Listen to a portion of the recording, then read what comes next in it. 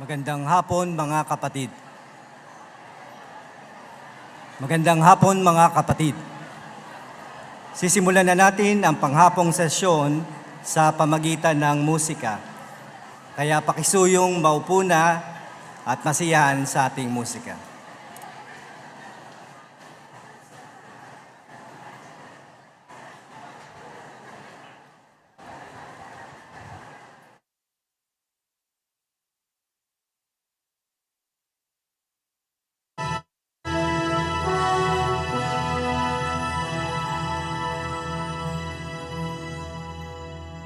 찬송하여라 영화로운 주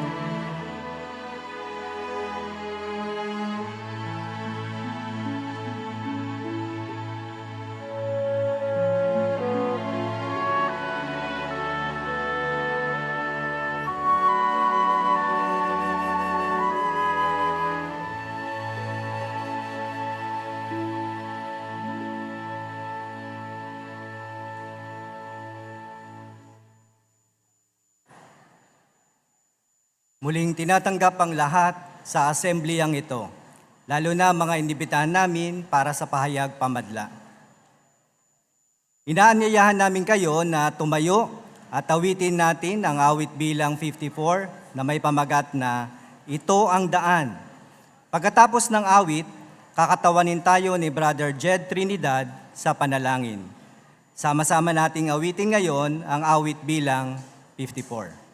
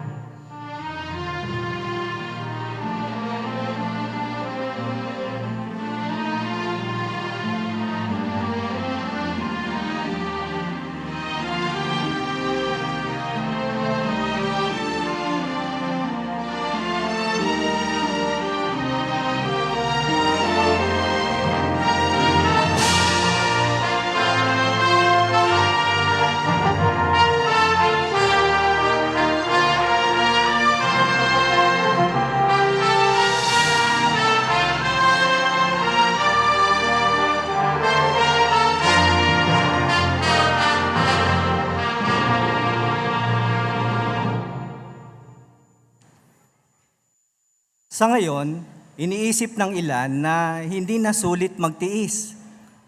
Ano nga ba ang mga pakinabang kapag nagtiis tayo? At paano makakatulong ito para mas mapalapit tayo sa Diyos?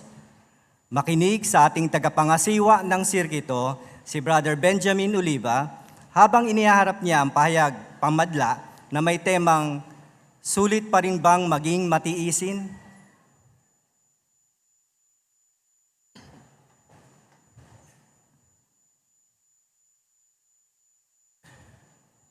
Tiyak na pamilyar kayo sa kasabihang patience is a virtue.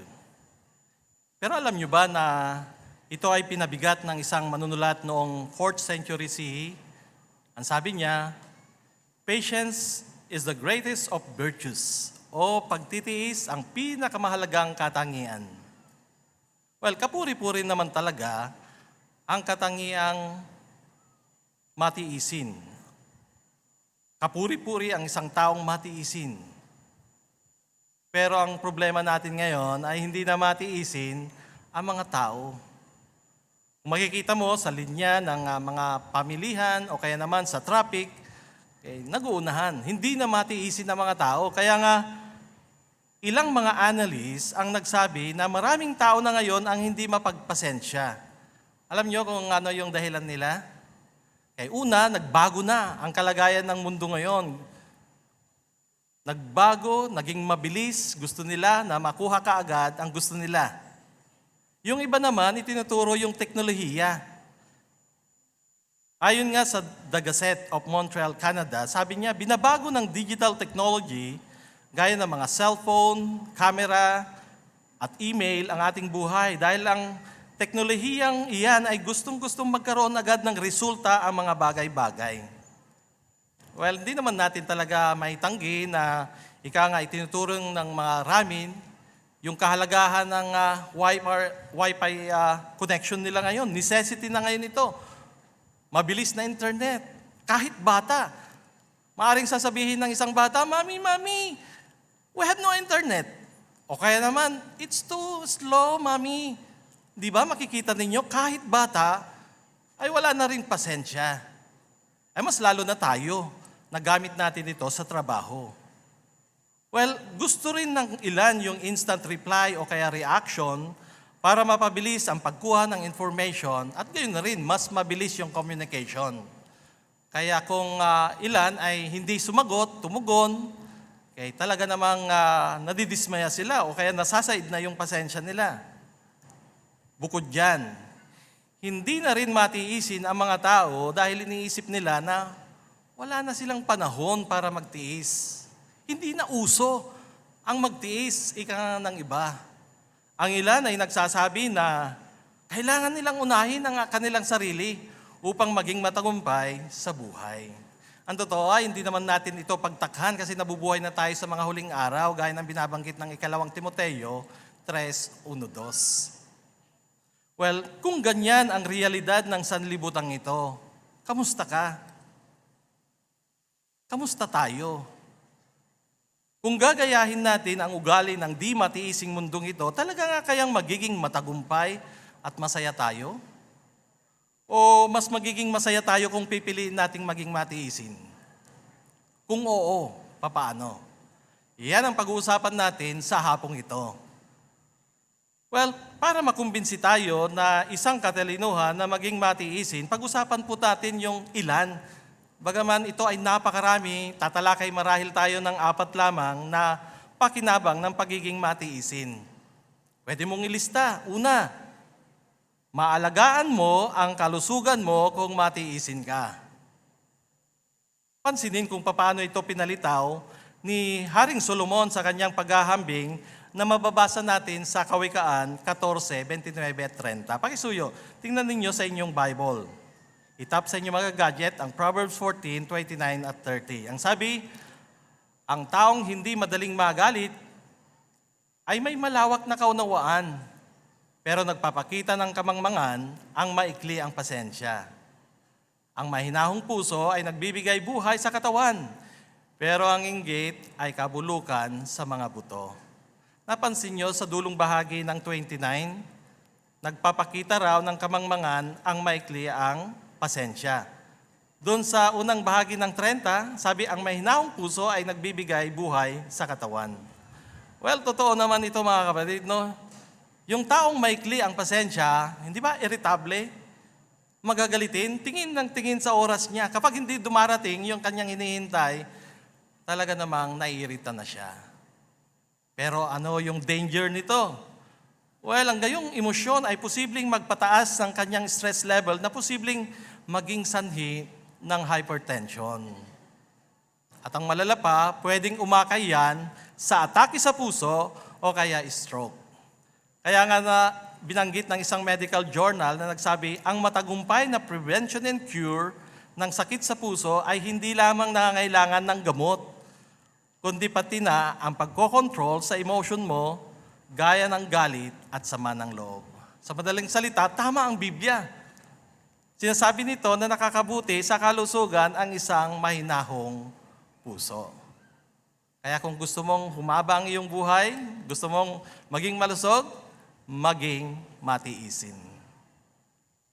Pangalawa na kapakinabangan, makakagawa ka ng mas matatalinong desisyon kung matiisin ka.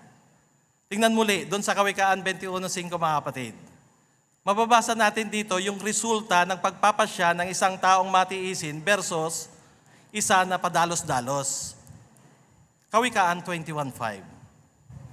Sabi ng teksto, ang mga plano ng masipag ay tiyak na magtatagumpay, pero ang lahat ng padalos-dalos ay tiyak na maghihirap. Well, totoo naman ito mga kapatid, no? Ganyan kadalasan ang nangyayari dahil kulang sa pasensya, nakakagawa sila ng mga mabilis na mga deep na pag-iisipang mga pagpapasya na nagiging dahilan nito na mawalan sila ng pera, mawalan sila ng kaibigan, mawalan sila ng pamilya, at ang nakalulungkot ay mga mabibigat na mga problema. Halimbawa na lang, kapag mainipin ang isa, kapag nakikipag-usap sa iba, wala siyang tiyagang makinig, o meron siyang tendensyang minamadali yung pakikipag-usap. Maaring di kumpleto yung nakukuha niyang impormasyon. Kaya kung ito man ay pinabibili, tiyak na hindi tama yung kanyang bibilhin. Kung ito naman ay nagsisend o kaya pagbibigay ng mga impormasyon, tiyak na nagkakagulo. No? Problema ang naidudulot nito. Nakakasayang rin ito sa pagod, nakakasayang rin ito sa panahon. Ganon din tungkol sa pagpapasya na makuha kaagad ang mga bagay na gusto natin, lalong-lalo na ngayon, may mga apps, kaya nga ay konting pindot lang, mamamaya-maya, o kaya naman ay bukas, nandyan na. Pero minsan, ang liliit, no? O kaya naman, mas malalaki. Okay. Ang ilan naman ay umaakay sa malaking pagkakautang. Nagbubunga pa nga ito ng malaking problema sa kalaunan.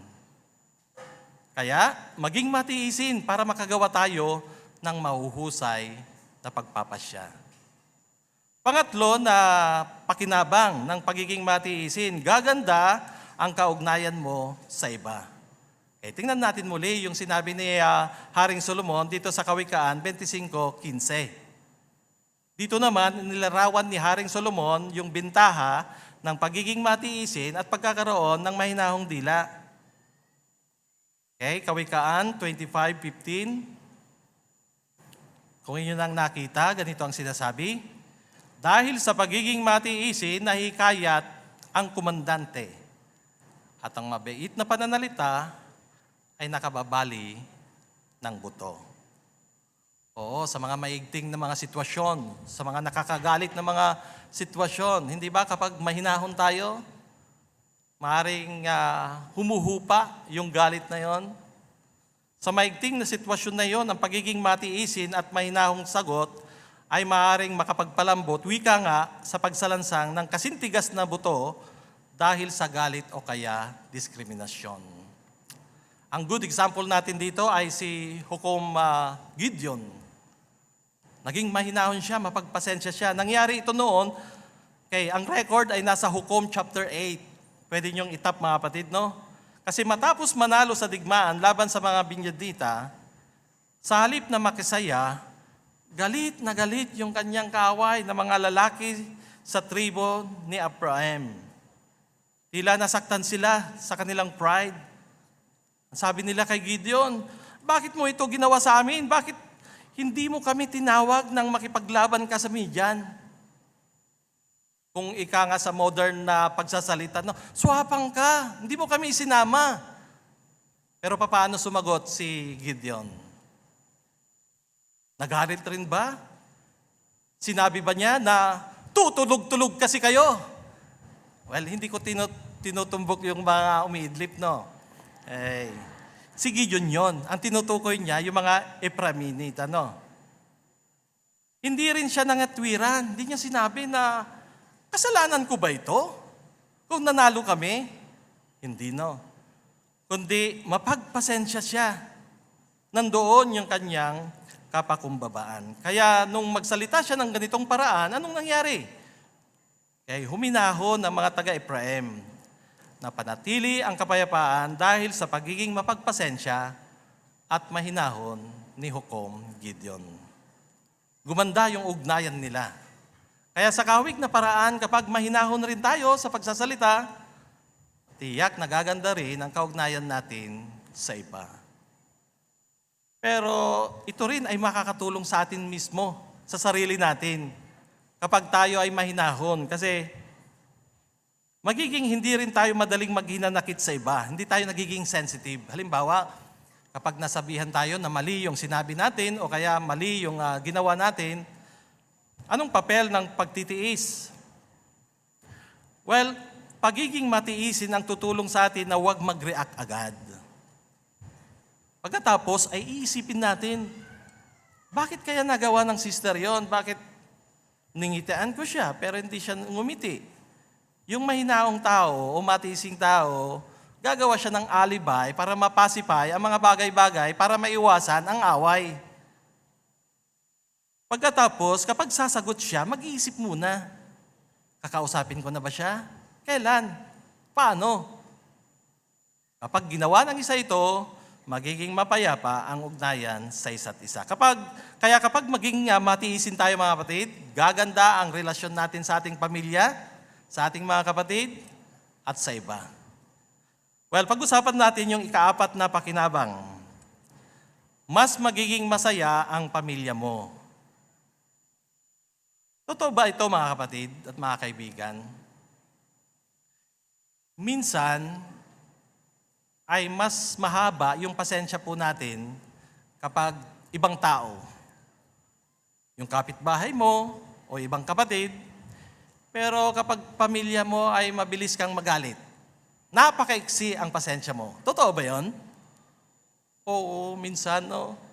Kaya nga tamang-tama yung sinabi ni Apostol Pablo dito sa unang Korinto 13:4. Tingnan natin mga kapatid. Unang Korinto 13:4. Ang pag-ibig ay matiisin at mabait. Ang pag-ibig ay hindi nainggit, hindi ito nagyayabang, hindi nagmamalaki. Kaya ibig sabihin, kaya kung talagang minamahal natin ang ating pamilya, kaakibat nito ang pagiging matiisin. Tutulong din ito upang madali nating magampanan ang ating papel o kaya tungkulin bilang bahagi ng pamilya. Ayon sa naka-outline doon sa Colossus 3:18 hanggang 21. Pakisuyo, pakitap nyo sa inyong mga gadget. Colossus 3:18-21. Colossus 3:18-21. Makikita ninyo, maraming ina-address dyan, no? Una, yung asawang babae, asawang lalaki, mga anak, magulang. Okay, ngayon, tingnan natin, ano kaya ang papel ng pagtitiis sa sasakatuparan natin doon sa mga papel natin sa loob ng kongregasyon o kaya loob ng pamilya, brother. Halimbawa, mga asawang babae, anong papel ang gagampanan ng pagiging matiisin kung may ginawang desisyon ang inyong asawang lalaki at hindi kayo sang-ayon dito? Bueno, pagtitiis ang tutulong sa inyo na igalang ito, igalang yung pananaw ng inyong asawa. Makikooperate sa ginawang pasya at patuloy na magpasakop doon sa kaayusan ng pagkaulo. Asawang lalaki, okay, hindi katakas. Okay. Anong papel naman ang gagampanan ng pagtitiis kung na-stress ng inyong asawang babae at hindi na niya nababantayan ang kanyang sinasabi? Bueno, pagtitiis ang tutulong na maiwasan ninyo na pagalit na sumagot. Maging mahinahon pa rin. Tumugon ng mahinahon. Patuloy na mahalin ang inyong asawang babae. Mga anak, anong papel naman ang magagampanan ng pagtitiis kung nararamdaman nyong hindi kayo maintindihan ng inyong mga magulang sa mga pinagdadaanan ninyo?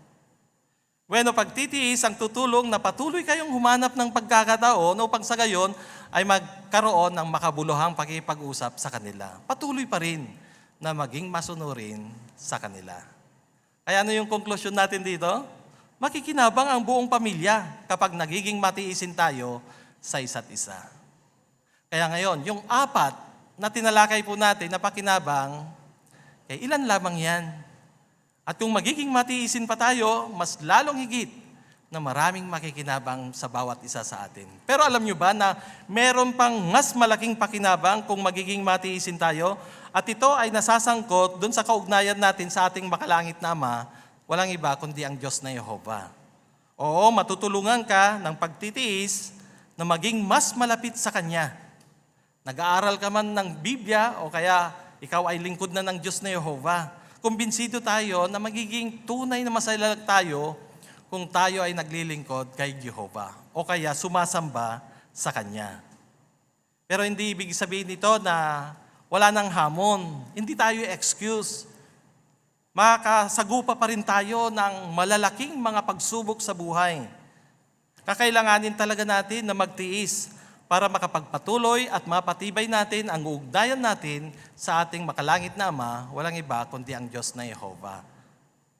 Kaya pag-usapan po natin yung 4 na sitwasyon upang sa gayon ay makita natin kung ano yung kahalagahan ng pagtitiis habang sinisikap natin na maging malapit sa Diyos na Jehovah. Pwede nyo yung ilista ulit.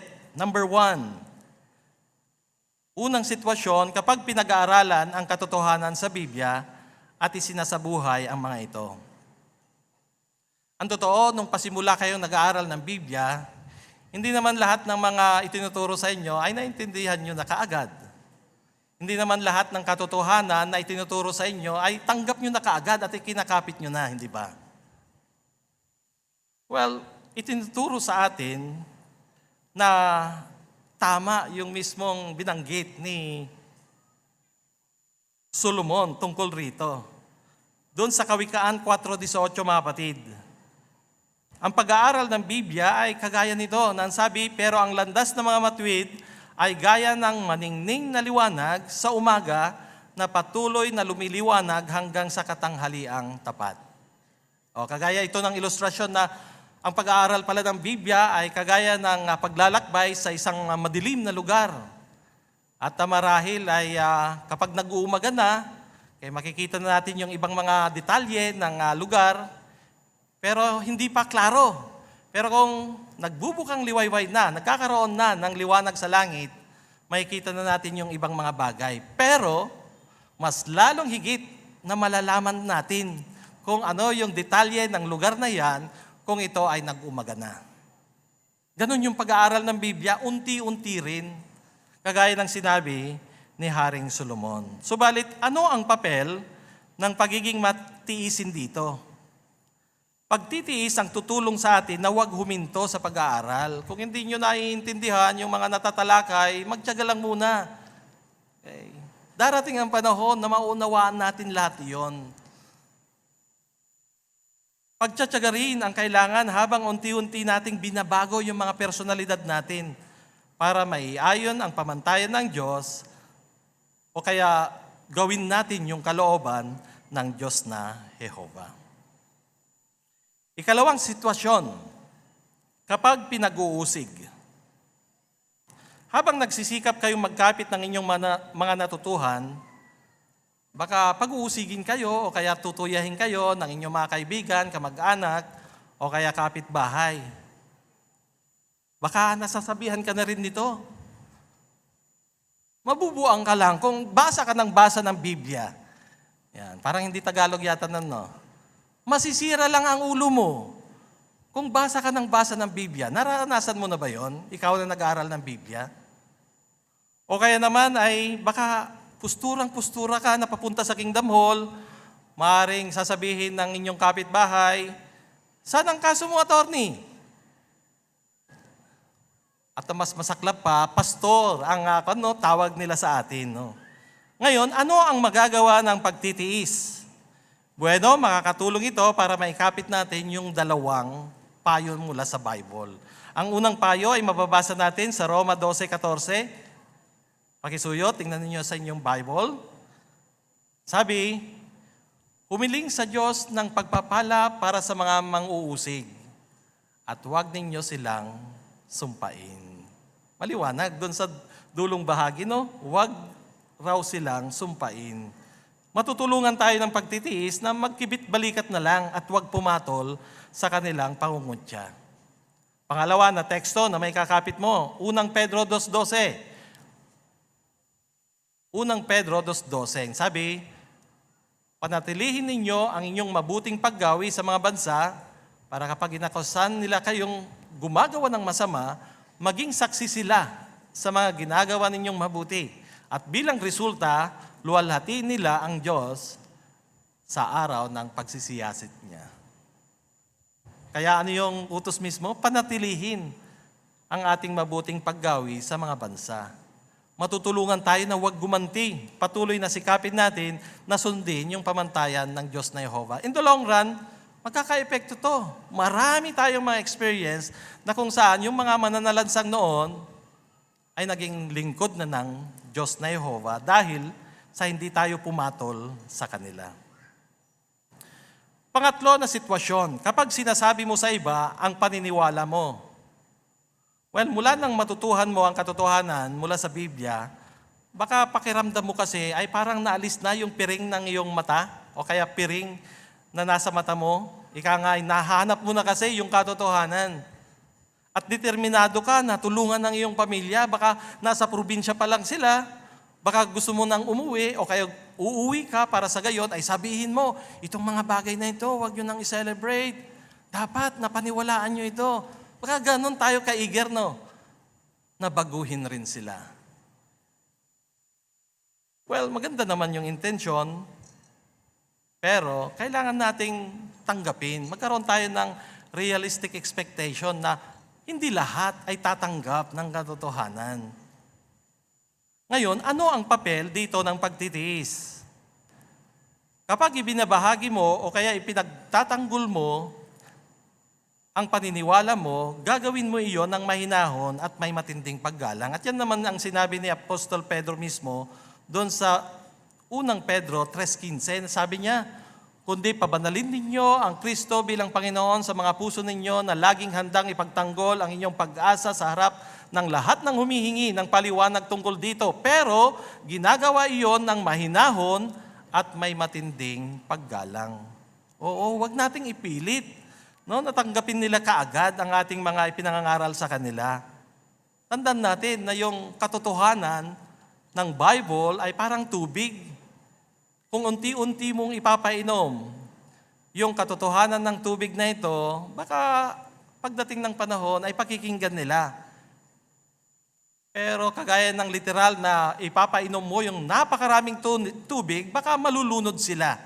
Ganun rin. Kapag napapaulanan sila ng napakaraming mga turo sa Biblia o kaya iginigiit natin, maaring sila ay malunod. Imbes na sila ay maakay natin, baka maitaboy natin sila. At kung hindi nila tanggapin ito mga kapatid, no? Lalong-lalo na kung ibinigay mo na ito sa tamang paraan, makatwirang dami, well, pagtitiis pa rin at kapakumbabaan ang tutulong sa atin na huwag sumuko at patuloy na mangaral. Kasi yung ginagawa mo naman ay para kay Jehovah. Okay, kaapat na sitwasyon mga kapatid. Kapag ginawan ka ng mali ng iba. Well, kahit naabot mo na ang iyong tunguhin na maging bautisadong lingkod ng Diyos na Jehovah, hindi ka pa rin excuse doon sa mga pagsubok, no? Ika nga ay panahon ito upang mas lalong higit na linangmin mo ang pagtitiis. Kasi ang totoo, tayo ay hindi tayo perfect. Yung mga kapatid natin sa kongregasyon, hindi rin perfect. Pwedeng tayo mismo ang makagawa ng pagkakamali sa kanila o kaya baka sila mismo masaktan tayo. Paano kung may nagsabi sa iyo o kaya masabi nila o kaya may magawa sa iyo na nakaka-offend sa iyo? Anong may tutulong ng pagtitiis? Pagtitiis pa rin ang tutulong sa iyo na huwag matisod. Sa halip, sikapin natin na ikapit yung payo ng Colosas 3:13. Nang sabi, patuloy mong pagtiisan ang isa't isa at lubusang patawarin ang isa't isa. Kaya mula sa apat na situation na tinalakay natin mga kapatid, nakita nyo ba yung kahalagahan ng pagtitiis? Oo, nakita natin sa mga sitwasyong iyon na malaki ang bentahan ng pagiging matiisin. Pero kung mula't-mula ay hindi tayo matiisin o kaya hirap tayo na linangin ang katangiang ito, ay ano ang pwede natin gawin? Well, alalahanin natin mga kapatid na itong katangian na ito ay isang aspekto ng bunga ng banal na espiritu. Nang ibig sabihin, tutulungan ka ni Jehovah. Magsikap ka lang na ikapit. Tutulungan ka ni Jehovah na magkaroon ng katangiang ito sa pamamagitan ng paglalaan niya sa atin ng kanyang banal na espiritu. Ganun rin.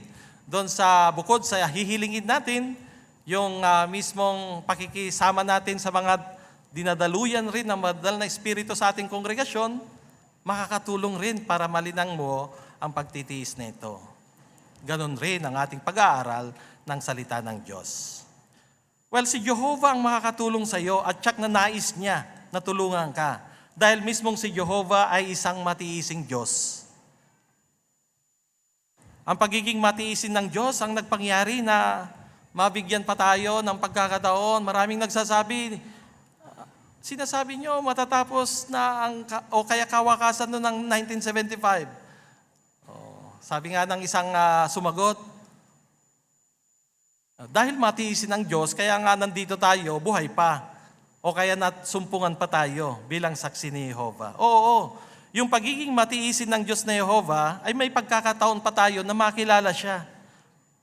May pagkakataon pa tayo na matuto ng katotohanan mula sa salita ng Diyos at kumilos tungo sa kaligtasan. Alam ni Jehovah ang pinakatamang panahon para wakasan ang masamang sistemang ito ng mga bagay.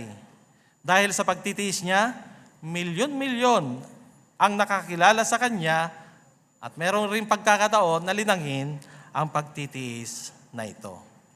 Kaya kung babalikan natin yung temang tanong sa pahayag na ito, mga kapatid at mga kaibigan, sulit pa rin bang maging matiisin? Anong sagot natin? Siyempre, oo, di ba? Check tayo dito. Kasi kung gagawin natin ito, magiging masaya ang buhay natin.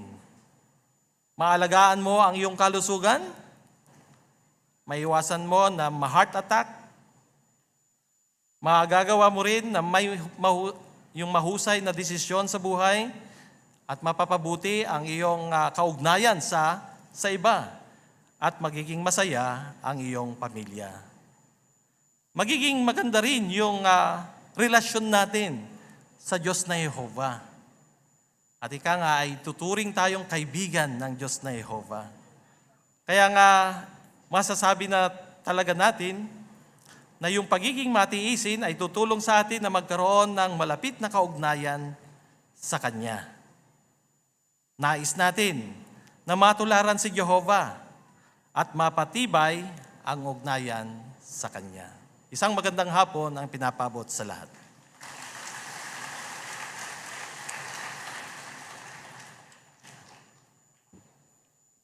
Salamat, Brother Oliva. Nakita namin na sulit ang magtiis. Tumayo tayo ngayon at awitin ang bilang 143 na may pamagat na patuloy na magbantay at maghintay.